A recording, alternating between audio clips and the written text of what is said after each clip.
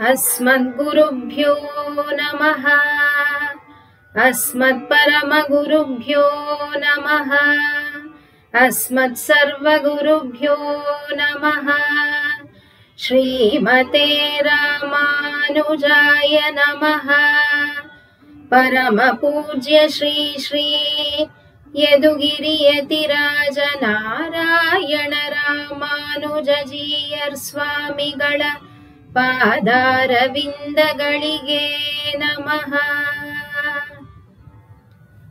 ಭಗವದ್ಧ್ಯಾನ ಸಂಗೀತೋಪನ್ಯಾಸ ಪರಮಪೂಜ್ಯ ಜಿಯರ್ ಸ್ವಾಮಿಗಳ ಮನೋಸಂಕಲ್ಪದಂತೆ ಆಳ್ವಾರ್ ಆಚಾರ್ಯರ ಅನುಗ್ರಹಗಳನ್ನ ಸಂಗೀತಮಯವಾಗಿ ನಾವು ಅನುಸಂಧಾನ ಮಾಡಿದಾಗ ಮತ್ತಷ್ಟು ಮನಮುಟ್ಟುವಂತೆ ಅದು ತಲುಪತ್ತೆ ಅನ್ನೋ ದೃಷ್ಟಿಯಿಂದ ಈ ಕಾರ್ಯಕ್ರಮವನ್ನ ಸ್ವಾಮಿಗಳು ಆಯೋಜನೆ ಮಾಡಿದ್ದಾರೆ. ಇದರ ಇಂದಿನ ಸಂಚಿಕೆ ನಾಥಮುನಿಗಳ ವೈಭವ.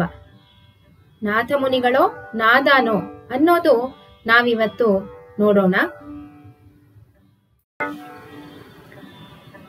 ಲಕ್ಷ್ಮೀನಾಥ ಸಮಾರಂಭಾಂ ನಾಥಯಾಮುನ ಮಧ್ಯಮಾಂ ಅಸ್ಮದಾಚಾರ್ಯ ಪರ್ಯಂತಾಂ ವಂದೇ ಗುರು ಪರಂಪರಾ. ಶ್ರೀಯಃಪತಿಯಾದ ಪರಮಾತ್ಮ ಶ್ರೀಮನ್ನಾರಾಯಣನೇ ನಮಗೆ ಮೊದಲನೆಯ ಆಚಾರ್ಯ. ಗುರು ಪರಂಪರೆ ಅಂದ್ರೆ ನಿರಂತರವಾಗಿ ಹರಿದು ಬರುತ್ತಿರುವಂತಹ ಆಚಾರ್ಯರ ಸ್ವನಿಷ್ಠ ಸಂಪ್ರದಾಯ. ಭಗವಂತ ತನ್ನ ಪರಮಾನುಗ್ರಹದಿಂದ ಸಂಸಾರಿಗಳನ್ನ ಮೋಕ್ಷದ ಕಡೆಗೆ ಕರ್ಕೊಂಡು ಹೋಗೋ ಸಂಕಲ್ಪದಿಂದ ತಾನೇ ಮೊದಲ್ಗೊಂಡು ಪರ, ವ್ಯೂಹ, ವಿಭವ, ಅರ್ಚ, ಅಂತರ್ಯಾಮಿ ಈ ಸ್ವರೂಪಗಳಲ್ಲಿ ಅವತಾರ ಮಾಡ್ದ. ಇಂತಹ ಅಂತರ್ಯಾಮಿ ಭಾವದಲ್ಲಿ ಅವತರಿಸಿದವರೇ ನಮ್ಮ ಆಳ್ವಾರರು, ಆಚಾರ್ಯರು.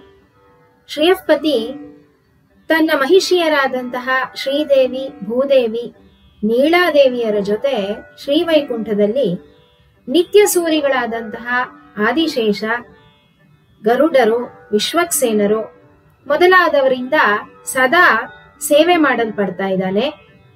ಇಷ್ಟಾದ್ರೂ ಅವನ ಹೃದಯ ಮಾತ್ರ ನಮ್ಮಂತಹ ಜೀವಾತ್ಮರ ಬಗ್ಗೆನೇ ಯೋಚನೆ ಮಾಡ್ತಿರತ್ತೆ. ಅವರನ್ನು ಈ ಕೈಂಕರ್ಯದಲ್ಲಿ ಸೇರಿಸ್ಕೋಬೇಕು ಅನ್ನೋ ಸಂಕಲ್ಪದಿಂದಾನೇ ನಿತ್ಯ ಸೂರಿಗಳ ಅಂಶ ಸಂಭೂತರಾಗಿ ಆಳ್ವಾರರು ಅವತರಿಸಿದ್ರು. ಹೀಗಾಗಿ ಮೋಕ್ಷ ಮಾರ್ಗಕ್ಕೆ ಸರಿಯಾದ ದಾರಿಯನ್ನ ಸಂಕಲ್ಪಿಸಿದಂತಹ ಮೊದಲನೇ ಆಚಾರ್ಯ ಶ್ರೀಮನ್ನಾರಾಯಣ ಅನ್ನೋದು ನಮ್ಮ ಸಂಪ್ರದಾಯ. ಅಲ್ಲದೆ ನಮ್ಮ ಅನೇಕ ಪೂರ್ವಾಚಾರ್ಯರು ವಿವರಿಸಿರೋ ರೀತಿ ಭಗವಂತ ಬದರಿಕಾಶ್ರಮದಲ್ಲಿ ನಾರಾಯಣನಾಗಿ ಬಂದು ತನ್ನದೇ ಅವತಾರ ವಿಶೇಷವಾದ ನರ ಋಷಿಗೆ ತಿರುಮಂತ್ರವನ್ನ ತಿಳಿಸ್ದ. ವಿಷ್ಣು ಲೋಕದಲ್ಲಿ ಶ್ರೀದೇವಿಗೆ ದ್ವಯಮಂತ್ರವನ್ನ ಉಪದೇಶ ಮಾಡ್ದ. ಪಾರ್ಥಸಾರಥಿಯಾಗಿ ಕುರುಕ್ಷೇತ್ರದಲ್ಲಿ ಭೂಮಿ ಮೇಲೆ ಅರ್ಜುನನಿಗೆ ಚರ್ಮ ಶ್ಲೋಕವನ್ನ ಅನುಗ್ರಹಿಸಿದ. ಹೀಗೆ ಭಗವಂತ ಭೂದೇವಿಯರಾದ ನಂತರ ನಾಥಮುನಿಗಳನ್ನ ಧ್ಯಾನ ಮಾಡಿ ಇಡೀ ಗುರು ಪರಂಪರೆಯನ್ನ ಸ್ಮರಣೆ ಮಾಡಿ ದಿವ್ಯ ಪ್ರಬಂಧದ ಅನುಸಂಧಾನ ಮಾಡೋದು ನಮ್ಮ ಸಂಪ್ರದಾಯ ಆಗಿದೆ. ಇದೇನಿದು ಆಳ್ವಾರಗಳೆಲ್ಲ ಹಾಗಾದ್ರೆ ನಾವು ಜ್ಞಾಪಿಸ್ಕೊಳ್ಳೇ ಇಲ್ವಲ್ಲ ಅಂದ್ರೆ ಅದರ ವಿವರಣೆಯನ್ನ ನಾವಿವತ್ತು ಕೇಳೋಣ. ಗುರುಪದಾರವಿಂದ ಕೋಮಳಂ ಗುರುಪದಾರವಿಂದ ಕೋಮಳಂ என்னுள் கொண்டும் போதே கோலாஹலம் குருபதாரவிந்த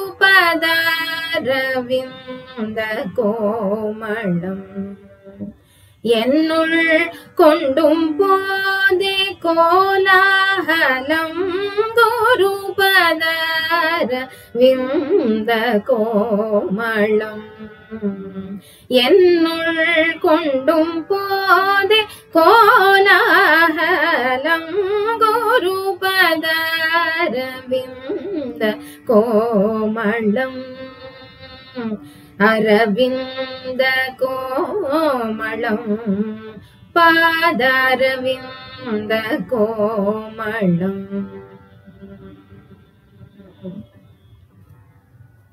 ಜ್ಞಾನ, ಅದರ ಬಗ್ಗೆ ಗೌರವ ಮತ್ತು ಪ್ರವಹಿಸುವಂತಹ ಮಾಧ್ಯಮ ಅಂದ್ರೆ ಗುರುಗಳು ಎಲ್ಲವೂ ಒಂದಾಗಿ ಸೇರಿದ್ರೆ ಮಾತ್ರ ಆ ಜ್ಞಾನದ ಅರಿವು ಕಲಿಯುವವರಿಗೆ ಅಂದ್ರೆ ನಮಗೆ ಸಂಪೂರ್ಣವಾಗಿ ವರ್ಗಾಯಿಸಲ್ಪಡತ್ತೆ.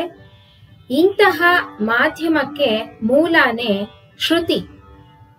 ಯಾವುದೇ ಪುಸ್ತಕ ಲಿಪಿ ಇಲ್ಲದೆ ಇದ್ದಂತಹ ಕಾಲದಲ್ಲಿ ಶ್ರುತಿ ಸ್ಮೃತಿ ಪುರಾಣಗಳು ಮೌಖಿಕವಾಗಿ ಗುರುಗಳಿಂದ ವಿದ್ಯಾರ್ಥಿಗಳಿಗೆ ಪಾಠ ಮಾಡಲಾಗ್ತಿತ್ತು.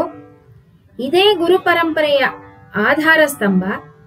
ಕಾಲಾನುಕ್ರಮದಲ್ಲಿ ಇದೆಲ್ಲ ಬರೆಯಲ್ಪಡ್ತಿದ್ರೂ ಕಾರಣಾಂತರಗಳಿಂದ ಅದೆಲ್ಲ ಕಳೆದು ಹೋಯಿತು. ಇಂತಹ ಗುರು ಶಿಷ್ಯ ಪರಂಪರೆಯಲ್ಲಿ ನಮ್ಮಾಳ್ವಾರರು ಮೋಕ್ಷ ಪಡೆದ ನಂತರ ಅವರ ಶಿಷ್ಯರಾದ ಮಧುರಕವಿ ಆಳ್ವಾರರು ತಿರುಕುರುಹೂರಲ್ಲಿ ನಮ್ಮಾಳ್ವಾರರ ಪಾಶುರಗಳನ್ನೆಲ್ಲ ಅನುಸಂಧಾನ ಮಾಡ್ತಿರ್ತಾರೆ. ಈ ಕುರುಹೂರ್ನಿಂದ ಸ್ವಲ್ಪ ದೂರದಲ್ಲಿ ವೀರನಾರಾಯಣಪುರಂ ಅನ್ನುವಂತಹ ಊರು, ಅಲ್ಲಿ ಕಾಟುಮನ್ನಾರ್ ಕೋಯಿಲ್ ದೇವಸ್ಥಾನ. ಸುಮಾರು 8ನೇ ಶತಮಾನದ ಆದಿಲಿ ಈ ಊರಲ್ಲಿ ಶೋಭಕೃತ್ ನಾಮ ಸಂವತ್ಸರ ಜ್ಯೇಷ್ಠ ಮಾಸ ಅನುರಾಧ ನಕ್ಷತ್ರದಲ್ಲಿ ಶ್ರೀ ಈಶ್ವರ ಭಟ್ಟರು ಅನ್ನುವಂತಹ ಸದ್ಬ್ರಾಹ್ಮಣರ ಸುಪುತ್ರರಾಗಿ ರಂಗನಾಥ ಮುನಿ ಅನ್ನೋರು ಜನಿಸಿದ್ರು. ಕಾಲಾನುಕ್ರಮದಲ್ಲಿ ಇವರು ಉತ್ತರ ಭಾರತದ ಯಾತ್ರೆಯನ್ನೆಲ್ಲ ಮುಗಿಸಿ ಪುನಃ ಕಾಟುಮನ್ನಾರ್ ಕೋಯಿಲ್ ದೇವಸ್ಥಾನಕ್ಕೆ ಬಂದಾಗ ಅಲ್ಲಿ ಕೆಲವು ಶ್ರೀ ವೈಷ್ಣವರು ಸುಂದರವಾದ 10 ಶ್ಲೋಕಗಳನ್ನ ಹೇಳಿ 11ನೇ ಶ್ಲೋಕದಲ್ಲಿ 1020 ಅಂದ್ರೆ 1000ದಲ್ಲಿ ಈ 10 ಶ್ಲೋಕಗಳು ಅಂತ ಹೇಳಿ ನಿಲ್ಲಿಸ್ತಾರೆ. ನಾಥ ಮುನಿಗಳು ಯಾಕೆ ನಿಲ್ಸದ್ರಿ ಅಂತಂದಾಗ ಅವರೆಲ್ಲ ಏನು ಮಾತಾಡದೆ ಅಲ್ಲಿಂದ ಹೊರಟು ಬಿಡ್ತಾರೆ. ಇದನ್ನೇ ಯೋಚಿಸ್ತಾ ನಾಥ ಮುನಿಗಳು ಮಲಗಿದ್ದಾಗ ಅವ್ರಿಗೆ ಜ್ಞಾಪಕ ಬರತ್ತೆ, ಆ ಭಾಗವತರೆಲ್ಲ ಕಡೆ ಶ್ಲೋಕದಲ್ಲಿ ಕುರುಹೂರ್ ಶಠಗೋಪನ್ ಅಂತ ಅಂದಿದ್ದು. ಹಾಗಾದ್ರೆ ಕುರುಹೂರ್ ಅನ್ನೋ ಪ್ರದೇಶದಲ್ಲಿ ಶಠಗೋಪನ್ ಅನ್ನೋರು ಈ ಶ್ಲೋಕಗಳನ್ನ ರಚಿಸಿರಬಹುದು ಅಂತ ತೀರ್ಮಾನಿಸಿ ತಕ್ಷಣನೇ ಹೊರಡೋದಕ್ಕೆ ಮನಸ್ಸು ಮಾಡ್ತಾರೆ.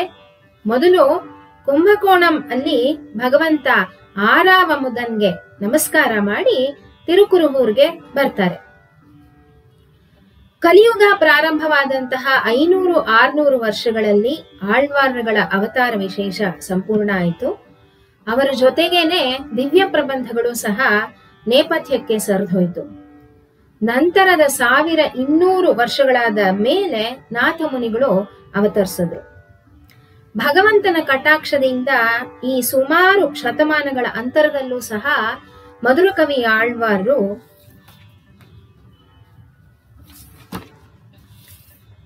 ಅವರ ಶಿಷ್ಯ ವೃಕ್ಷದಲ್ಲಿ ಇನ್ನೂ ಸಹ ಪರಾಂಕುಶದಾಸರು ಇದ್ರು.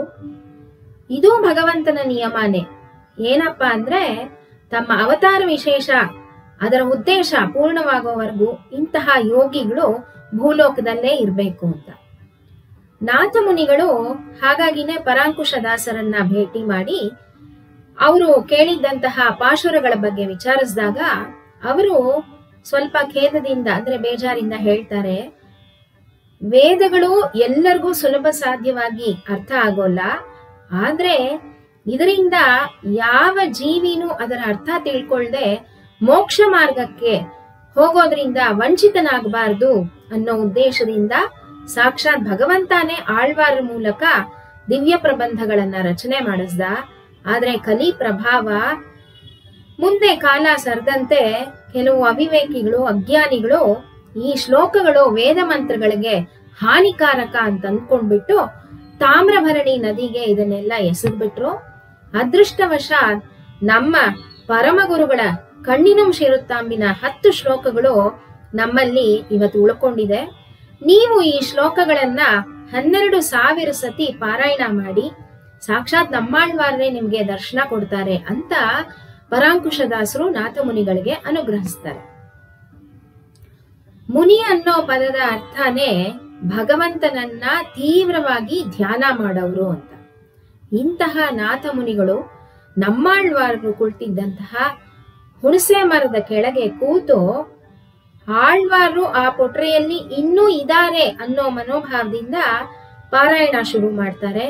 ಮೊದಲು ನಾಥ ಮುನಿಗಳಿಗೆ ತಾವು ಕೇಳಿಸ್ಕೊಂಡಂತಹ 10 ಪಾಶುರಗಳಲ್ಲಿ ಮೊದಲನೆಯದು ಜ್ಞಾಪಕಕ್ಕೆ ಬರುತ್ತೆ.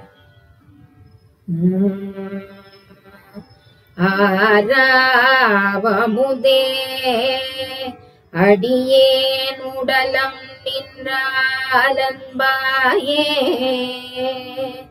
நீராயலைந்து கரைய உருக்கின்ற நெடுமாலே ஷீரார் சென்னல் கவரி வீசும் செள்ளீர் திருக்கடந்தை ஏறார் கோலம் திகழ கிடந்தாய் கண்டேன் எம்மானே.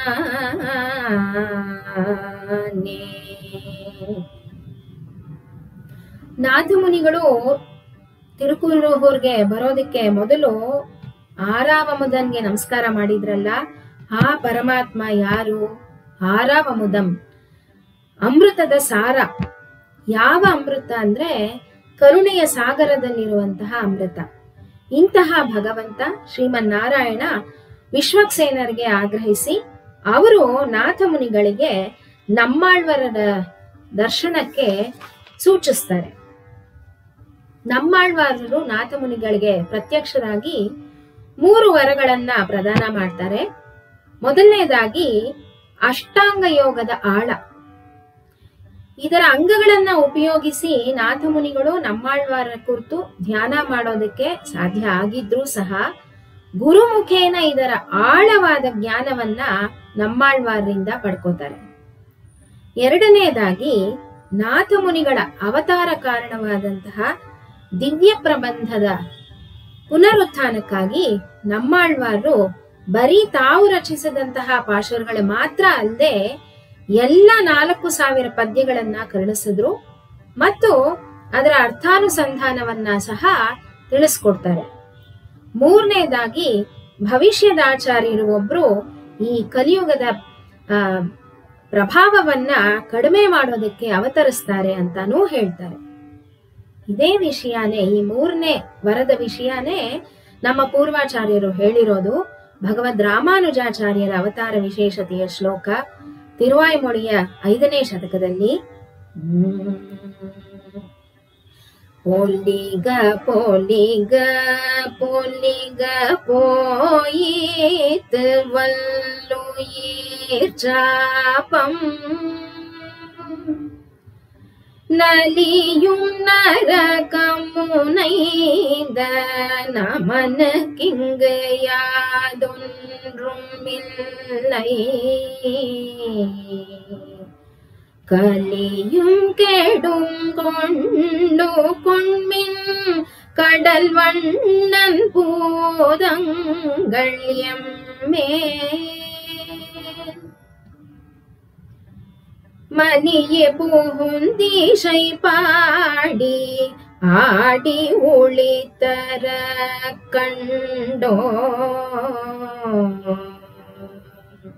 கண்டோ.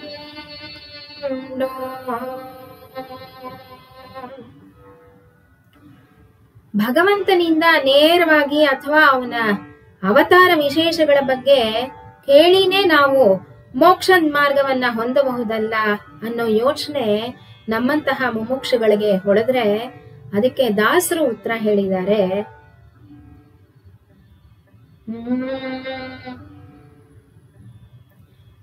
ಗುರುವಿನ ಗುಲಾಮನಾಗುವ ತನಕ ದೊರೆಯದಣ್ಣ ಮುಕುತಿ, ಗುರುವಿನ ಗುಲಾಮನಾಗುವ ತನಕ ದೊರೆಯದಣ್ಣ ಮುಕುತಿ.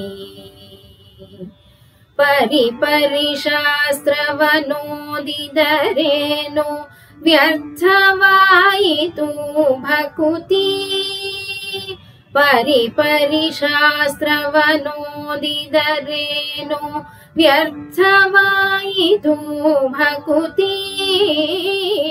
ಗುರುವಿನ ಗುಲಾಮ ನಾಗುವ ತನಕ ದೊರೆಯದಣ್ಣ ಮುಕುತಿ. 6 ಶಾಸ್ತ್ರವ ಓದಿದರಿಲ್ಲ, 100 ಪುರಾಣವ ಮುಗಿಸಿದರಿಲ್ಲ, ಸಾರ ನ್ಯಾಯ ಕಥೆಗಳ ಕೇಳಿದರಿಲ್ಲ, ಧೀರನಾಗಿತ ಪೇಳಿದರಿಲ್ಲ. ಗುರುವಿನ ಗುಲಾಮನಾಗುವ ತನಕ ದೊರೆಯದಣ್ಣ ಮುಕುತಿ. ಪರಮಾತ್ಮನಿಗೂ ಜೀವಾತ್ಮನಿಗೂ ಇರೋ ಬೆಸುಗೆನೆ ಆಚಾರ್ಯರು, ಗುರುಗಳು. ಅವರನ್ನ ನಮ್ಮ ಮಧ್ಯೆನೇ ಇದ್ದು ನಮ್ಮನ್ನ ಉದ್ಧರಿಸೋದಕ್ಕೆ ಅಂತಾನೆ ಭಗವಂತ ಅನುಗ್ರಹಿಸಿದ್ದಾನೆ. ಅವರು ಪ್ರಮತರು. ಇಂತಹ ಒಬ್ಬ ಗಜಾನನಾಂಶ ಸಂಭೂತರೇ ನಾಥ ಮುನಿಗಳು. ಜ್ಞಾನ, ವೈರಾಗ್ಯ, ಭಕ್ತಿಯ ಪ್ರತೀಕನೇ ಇವರು. 1200-1300 ವರ್ಷಗಳ ಹಿಂದೆ ನಡೆದ ವಿಶೇಷಗಳು ಹೀಗೆ ಅಂತ ನಿಖರವಾಗಿ ಹೇಳೋದಕ್ಕೆ ಆಗದೆ ಇದ್ರೂ ನಮ್ಮಾಳ್ವಾರ್ ನಾಥ ಮುನಿಗಳ ಸಂಬಂಧವನ್ನ ಗುರುಪರಂಪರಾ ವೈಭವಂನಲ್ಲಿ ದಿವ್ಯ ಸೂರಿ ಚರಿತೆ, ಪ್ರಪನ್ನಾಮೃತ ಈ ಗ್ರಂಥಗಳಲ್ಲಿ ಪ್ರಮಾಣೀಕರಿಸಲಾಗಿದೆ. ಶ್ರೀ ರಾಮಾನುಜ ನೂಟ್ರಂದಾದಿನಲ್ಲಿ ತಿರುವರಂಗ ತಮುದನಾರ್ ಹೇಳ್ತಾರೆ, அறப்பொழில் குருஹை அமுதத்திருவாயிர தமிழினிசை உணர்ந்தோர்கட்கு இனியவர்த்தம் சீரை பயின்றுயும் ஷீலம் கொள்ளாத முனியை நெஞ்சால் வாரிப்புருகும் ராமானுஜன் எந்தன் ಮಾನಿದಿಯೇ. ಈ ನೂಲು ನಮ್ಮಾಳ್ವಾರ್, ಮಧುರಕವಿ ಆಳ್ವಾರ್, ಪರಾಂಕುಶ ನಂಬಿ, ಅಲ್ಲಿಂದ ಭಗವದ್ ರಾಮಾನುಜಾಚಾರ್ಯರ ಪರಮ ಆಚಾರ್ಯರಾದಂತಹ ನಾಥಮುನಿಗಳವರೆಗೆ ಸಂಬಂಧವನ್ನ ತಿಳಿಸತ್ತೆ. ಹೀಗೆ ಎಲ್ಲ ಶ್ರೀ ವೈಷ್ಣವರಿಗೂ ನಾಥಮುನಿಗಳ ಸಂಬಂಧ ಉಂಟು. ನಮ್ಮಾಳ್ವಾರ್ ಪರವಾದಂತಹ ತನಿಯನ್ ಭಕ್ತಾಮೃತಂ ವಿಶ್ವಜನಾನುಮೋದನಂ ಸರ್ವಾರ್ಥದಂ ಶ್ರೀ ಷಠಗೋಪವಾಗ್ಮಯಂ ಸಹಸ್ರಶಾಖೋಪನಿಷತ್ ಸಮಾಗಮಂ ನಮಾಮ್ಯಹಂ ದ್ರಾವಿಡ ವೇದ ಸಾಗರಂ. ಹಾಗೆ ಮಧುರಕವಿ ಆಳ್ವಾರರ ತನಿಯನ್ ಅವಿದಿತ ವಿಷಯಾಂತರ ಷಠಾರೇಃ ಉಪನಿಷದಾಮುಪಗಾನ ಮಾತ್ರ ಭೋಗಃ ಅಪಿ ಚ ಗುಣವಶಾತ್ ತದೇಕಶೇಷಿ ಮಧುರ ಕವಿ ಹೃದಯೇ ಮಮ ವಿರಸ್ತು. ಇನ್ನು ಪೆರಿಯಾಳ್ವಾರರ ತನಿಯನ್ ಗುರುಮುಖಮನಧೀತ್ಯ ಪ್ರಾಹ ವೇದಾನಶೇಷಾನ್ ನರಪತಿ ಪರಿಕ್ಲುಪ್ತಂ ಶುಲ್ಕಮಾದಾತು ಕಾಮಃ ಶ್ವಶುರಮಮರ ವಂದ್ಯಂ ರಂಗನಾಥಸ್ಯ ಸಾಕ್ಷಾತ್ ದ್ವಿಜಕುಲತಿಲಕಂ ತಂ ವಿಷ್ಣುಚಿತ್ತಂ ನಮಾಮಿ. ಈ ಎಲ್ಲ ತನಿಯನ್ಗಳನ್ನು ನಾಥಮುನಿಗಳೇ ರಚಿಸಿರೋದು. ನಾಥಮುನಿಗಳಿದ್ದಂತಹ ಕಾಟುಮನ್ನಾರ್ ಕೋಯಿಲ್ ಬಗ್ಗೆ ನಾವು ನೋಡೋದಾದ್ರೆ, ನಮ್ಮಾಳ್ವಾರ್ರಿಂದ ದಿವ್ಯ ಪ್ರಬಂಧದ ಅನುಗ್ರಹ ಆದ್ಮೇಲೆ ನಾಥಮುನಿಗಳು ವೀರನಾರಾಯಣ ಪೆರ್ಮಾಳ್ ಸನ್ನಿಧಿಗೆ ಬಂದು ಭಗವಂತನಿಗೆ ಸಮರ್ಪಣೆ ಮಾಡ್ತಾರೆ, ಅದು ಸಂಗೀತಮಯವಾಗಿ. ಹೀಗೆ ಕಾಟುಂ ಮನ್ನನ್ ಅಂದ್ರೆ ಪ್ರಬಂಧಗಳನ್ನ ತೋರಿಸ್ಕೊಡೋದಕ್ಕೆ ಹೇಳಿದಂತಹ ಭಗವಂತ, ಅಲ್ಲದೆ ಮಹಾಲಕ್ಷ್ಮಿಯನ್ನ ಮದುವೆ ಆಗೋದಕ್ಕೆ ಬಂದು ನೋಡಿದಂತಹ ಮನ್ನನ್ ಆ ಭಗವಂತ ಆಗಿರೋದ್ರಿಂದ ಇದು ಕಾಟುಂ ಮನ್ನಾನ್ ಆನಾರ್ ಅನ್ನೋ ಸನ್ನಿಧಿ. ಕಾಲಕ್ರಮದಲ್ಲಿ ಕಾಟುಮನ್ನಾರ್ ಕೋಯಿಲ್ ಆಯ್ತು ಅನ್ನೋದು ಇತಿಹಾಸ. ಒಂದ್ಸಾರಿ ಇದೇ ಕಾಟುಮನ್ನಾರ್ ಕೋಯಿಲ್ ಇರುವಂತಹ ಊರಲ್ಲಿ ಅದನ್ನ ಆಳ್ವಿಕೆ ಮಾಡ್ತಿದ್ದಂತಹ ರಾಜ, ಚೋಳರ ರಾಜ, ತನ್ನ ರಾಣಿಯರ ಜೊತೆ ಭಗವಂತನನ್ನ ದರ್ಶನ ಮಾಡಕ್ ಬರ್ತಾನೆ. ಆಗ ಭಕ್ತಿಯ ಪರಾಕಾಷ್ಠೆಯಲ್ಲಿದ್ದಂತಹ ನಾಥಮುನಿಗಳು ಸಾಕ್ಷಾತ್ ದ್ವಾರಕಾಧೀಶನೇ ರುಕ್ಮಿಣಿ ಸತ್ಯಭಾಮಿಯರ ಜೊತೆ ಬಂದಿದ್ದಾನೆ, ಸರ್ವಾಲಂಕಾರ ಭೂಷಿತನಾಗಿ ಬಂದಿದ್ದಾನೆ ಅಂತ ಅನ್ಕೊಂಡು ಆ ರಾಜನ ಪಾದಗಳಿಗೆ ನಮಸ್ಕಾರ ಮಾಡ್ಬಿಡ್ತಾರೆ. ರಾಜ ಅವರ ಭಕ್ತಿಯ ಭಾವಕ್ಕೆ ಪಶ್ಚಾತ್ತಾಪ ಪಟ್ಟು ಅವರ ಕಾಲಿಗೆ ಎರಗಿ ಕ್ಷಮಾಪಣೆ ಕೇಳ್ತಾನೆ. ಅಲ್ಲದೆ ನಾಥಮುನಿಗಳ ಪರಮೋಪವಾಸಕ ಆಗಿ ರಾಜ ಆ ಊರಲ್ಲಿರ್ತಾನೆ. ಇನ್ನೊಂದ್ಸಾರಿ ಭಗವಂತನ ಲೀಲೆಗಳ ಬಗ್ಗೆ ನಾಥಮುನಿಗಳಲ್ಲಿ ಕೇಳಿ ತಿಳ್ಕೊಂಡು ರಾಜ ಆ ದೇವಸ್ಥಾನದಿಂದ ಹೊರಗಡೆ ಬರ್ತಾನೆ.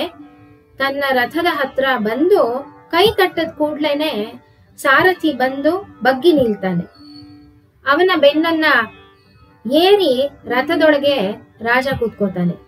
ಅನಾಯಾಚಿತವಾಗಿ ಆ ಬೆನ್ನು ತೋರಿಸಿದಂತಹ ಸಾರಥಿಯನ್ನ ನೋಡ್ತಾನೆ.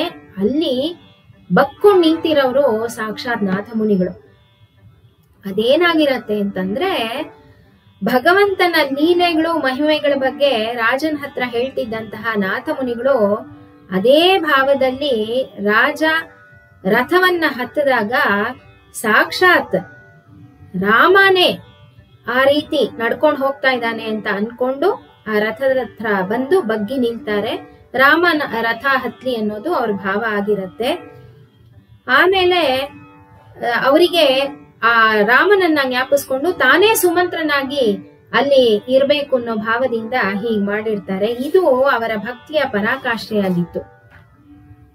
ಮುಂದೆ ಹೀಗೆ ರಾಜ ಬೇಟೆಗೆ ಹೋಗಿ ಬರೋವಾಗ ಇದೇ ಕಾಟುಮನ್ನಾರ್ ಕೋಯಿಲ್ ಮುಂದೆ ತನ್ನ ರಥದಲ್ಲಿ ರಾಣಿ, ಒಬ್ಬ ಬೇಡ ಮತ್ತೆ ಹಿಡಿದಿದ್ದಂತಹ ಒಂದು ಕೋತಿ ಜೊತೆ ಹೋಗ್ತಾನೆ. ನಾಥಮುನಿಗಳ ಭಾವಕ್ಕೆ ಇವರು ರಾಮ, ಸೀತೆ, ಲಕ್ಷ್ಮಣ, ಆಂಜನೇಯರ ತರ ಗೋಚರಿಸ್ತಾರೆ. ಇದೇ ಭಾವದಲ್ಲಿ ಆ ರಥದ ಹಿಂದೆನೇ ಓಡ್ತಾರೆ. ಆ ರಥ ಮರೆಯಾದ ತಕ್ಷಣ ಅವರ ಭಾವಕ್ಕೆ ರಾಮನ ರೂಪ ಕಾಣಿಸ್ದೆ ಅಲ್ಲೇ ಕುಸಿದು ಭಗವಂತನ ಪಾದಾರವಿಂದಗಳಿಗೆ ಹೋಗಿ ಸೇರ್ಕೋತಾರೆ. ನಾಥಮುನಿಗಳು 4,000 ಪ್ರಬಂಧದ ಪಾಶುರಗಳಿಗೆ ರಾಗ ತಾಳಗಳನ್ನು ಸಹ ಸಂಯೋಜಿಸಿ ಅಭಿನಯ ಮುಖೇನ ತಮ್ಮ ಶಿಷ್ಯರು, ಬಂಧುಗಳೂ ಆದಂತಹ ಇಳೆಯಾಹತ ಆಳ್ವಾನ್ ಮತ್ತು ಮೇಲೆಯಾಹತ ಆಳ್ವಾನ್ ಅವರಿಗೆ ಹೇಳ್ಕೊಡ್ತಾರೆ. ಮುಂದೆ ನಾಥಮುನಿಗಳ ಮರಿಮಗ ಅಂದ್ರೆ ಆಳವಂದಾರರ ಮಗ ತಿರುವರಂಗತರೆಯರಿಗೆ ಈ ಪರಂಪರೆ ಕೈ ಸೇರತ್ತೆ. ಈ ಸಂಪ್ರದಾಯನೇ ಇವತ್ತಿಗೂ ಕೆಲವು ದಿವ್ಯ ದೇಶಗಳಲ್ಲಿ ಪರಂಪರಾಗತವಾಗಿ ಮುಂದುವರೆದಿರುವಂತಹ ಹರೆಯರ್ ಸೇವೆ. ಇದು ನಾಥಮುನಿಗಳ ಚರಿತ್ರೆ. ಆದ್ರೆ ಇವರ ಪರಂಪರೆ ಹೇಗೆ ಮುಂದುವರಿಯಿತು ಅಂತ ನಾವು ನೋಡೋದಾದ್ರೆ, ನಾಥಮುನಿಗಳಿಗೆ ಈಶ್ವರ ಮುನಿ ಅನ್ನುವಂತಹ ಸುಪುತ್ರರು. ಇವರಿಗೆ ಸತ್ಸಂತಾನ ಪ್ರಾಪ್ತಿಯಾಗೋದರ ಬಗ್ಗೆ ಅರಿವಿದ್ದಂತಹ ಯೋಗಿಗಳು ನಾಥಮುನಿಗಳು ತಮ್ಮ ಮೊಮ್ಮಗನಿಗೆ ಯಮುನೈ ತುರೈವನ್ ಅಂತ ಹೆಸರಿಡೋದಿಕ್ಕೆ ಶಿಷ್ಯರಾದಂತಹ ಪುಂಡರೀಕಾಕ್ಷರಿಗೆ ಹೇಳಿರ್ತಾರೆ. ಇವರೇ ಮುಂದೆ ನಾಥಮುನಿಗಳಿಂದ ಅಂದ್ರೆ ಪುಂಡರೀಕಾಕ್ಷರೇ ಉಯ್ಯಕೊಂಡಾರ್ ಅಂತ ನಾಮಾಂಕಿತರಾಗ್ತಾರೆ. ಇನ್ನೊಬ್ಬ ಶಿಷ್ಯರು ತಿರುಕುರುಗೈ ಪಿರಾನ್. ಇವರಿಗೆ ನಾಥಮುನಿಗಳು ಯೋಗಶಾಸ್ತ್ರವನ್ನ ಅನುಗ್ರಹ ಮಾಡ್ತಾರೆ. ದಿವ್ಯ ಪ್ರಬಂಧದ ಅನುಸಂಧಾನವನ್ನ ಉಯ್ಯಕೊಂಡಾರ್ ಮತ್ತು ಮಣಕಾಲ್ ನಂಬಿಗಳಿಗೆ ಪ್ರದಾನ ಮಾಡಿರ್ತಾರೆ. ತಿರುಕ್ಕಣ್ಣ ಮಂಗೈ ಆಂಡಾನ್ರಿಗೆ ನಾಥಮುನಿಗಳು ಶರಣಾಗತಿ, ಪ್ರಪತ್ತಿ ಮಾರ್ಗಗಳ ವಿಷಯವನ್ನ ತಿಳಿಸಿದ್ರು. ನಾಥಮುನಿಗಳ ಮೊಮ್ಮಗನಾದ ಆಳವಂದಾರ್ ಯಾಮುನಾ ಮುನಿಗಳು ನಮ್ಮ ದರ್ಶನ ಸ್ಥಾಪಕರಾದಂತಹ ರಾಮಾನುಜರಿಗೆ ಇದನ್ನ ಬೆಳೆಸೋದಕ್ಕೆ, ಈ ಸಂಪ್ರದಾಯವನ್ನ ಮುಂದುವರಿಸೋದಕ್ಕೆ ಆದೇಶಿಸಿದ್ರು. ಇದನ್ನೆಲ್ಲ ತಮ್ಮ ಸ್ತೋತ್ರ ರತ್ನ ಗ್ರಂಥದಲ್ಲಿ ನಾಥಮುನಿಗಳಿಗೆ ಮೊದಲ 3 ಶ್ಲೋಕಗಳನ್ನ ಸಮರ್ಪಿಸಿ ಹೇಳ್ತಾರೆ. ನಮೋ ಅಚಿಂತ್ಯದ್ಭುತ ಕ್ಲಿಷ್ಟ ಜ್ಞಾನ ವೈರಾಗ್ಯ ರಾಶಯೇ ನಾಥಾಯ ಮುನಯೇ अगाध भगवद्भक्ति सिन्धवे तस्मै नमो मधुचित्तङ्घ्रि सरोज तत्त्वज्ञान अनुराग महिमातिशयान्त सीम्ने नाथाय नाथ मुनये अत्र परत्र चापि नित्यं यदीय चरणौ शरणं मदीयम् भूयो नमो अपरिमित अच्युत भक्ति तत्त्वज्ञान अमृताब्धि परिवाह शुभैव वचोभिः लोके अवतीर्ण परमार्थ समग्र भक्ति योगाय नाथ मुनये यमिनां वराय। ಈ ಮೂರು ಶ್ಲೋಕಗಳಲ್ಲಿ ಯಾಮುನರು ನಾಥಮುನಿಗಳ ಪಾದಾರವಿಂದಗಳಿಗೆ ಮತ್ತೆ ಮತ್ತೆ ನಮಸ್ಕಾರ ಮಾಡ್ತಾರೆ. ಅದಕ್ಕೆ ಕಾರಣನೂ ತಿಳಿಸ್ತಾರೆ. ನಾಥಮುನಿಗಳ ಭಕ್ತಿ ವೈರಾಗ್ಯ ಅಚಿಂತ್ಯ ಅದ್ಭುತ ಅಕ್ಲಿಷ್ಟ ಅಂತಾರೆ. ನಮ್ಮಂತಹ ಮಂದಮತಿಗಳಿಗೆ ಅದು ಅರ್ಥ ಆಗೋದಿಲ್ಲ, ಅಥವಾ ಇನ್ನೊಬ್ಬ ಸಾಧಕರ ಜೊತೆ ಹೋಲಿಕೆ ಮಾಡುವಂತಹದ್ದಲ್ಲ ನಾಥಮುನಿಗಳ ಭಕ್ತಿ ವೈರಾಗ್ಯ. ಹೀಗಂತಾರೆ ಆಳವಂದಾರ್. ಇಹದಲ್ಲೂ ಪರದಲ್ಲೂ ನಾಥಮುನಿಗಳ ಪಾದಾರವಿಂದಗಳೇ ನನಗೆ ಆಶ್ರಯ ಅಂತಾರೆ. ಪರದಲ್ಲಿ ಹೇಗೆ? ಅಲ್ಲಿ ಶ್ರೀಮನ್ನಾರಾಯಣನೇ ಸರ್ವಸ್ವ ಅಲ್ವಾ? ಅಂದ್ರೆ ಆಳವಂದಾರ್ ಹೇಳ್ತಾರೆ, ಭಗವಂತನಿಗೂ ಸಹ ತನಗಿಂತ ತನ್ನ ಭಾಗವತರಲ್ಲಿ ಭಕ್ತಿ ತೋರಿಸೋದೇ ಇಷ್ಟ ಅಂತ. ಅಪರಿಮಿತ ಅಚ್ಯುತ ಭಕ್ತಿ ತೋರಿಸಿಕೊಟ್ಟಂತಹ ಪರಮಾಚಾರ್ಯರಿಗೆ ಪುನಃ ಪುನಃ ನಮಸ್ಕಾರ ಮಾಡ್ತೀನಿ ಅಂತಾರೆ ಯಾಮುನಾ ಮುನಿಗಳು. ಇಂತಹ ನಮ್ಮ ಸಂಪ್ರದಾಯದ ಮೊದಲನೇ ಆಚಾರ್ಯರಾದಂತಹ ನಾಥಮುನಿಗಳ ವೈಭವವನ್ನ ಇವತ್ತು ಯಥಾಶಕ್ತಿ ಯಥಾಮತಿ ಅನುಭವಿಸೋದಕ್ಕೆ ಅವಕಾಶ ಮಾಡಿಕೊಟ್ಟಂತಹ GR ಸ್ವಾಮಿಗಳಿಗೆ ಮತ್ತೊಮ್ಮೆ ನನ್ನ ನಮಸ್ಕಾರಗಳನ್ನ ತಿಳಿಸ್ತಾ, ಸರ್ವಂ ಶ್ರೀ ಕೃಷ್ಣಾರ್ಪಣಮಸ್ತು. ಶ್ರೀಮತೆ ರಾಮಾನುಜಾಯ ನಮಃ.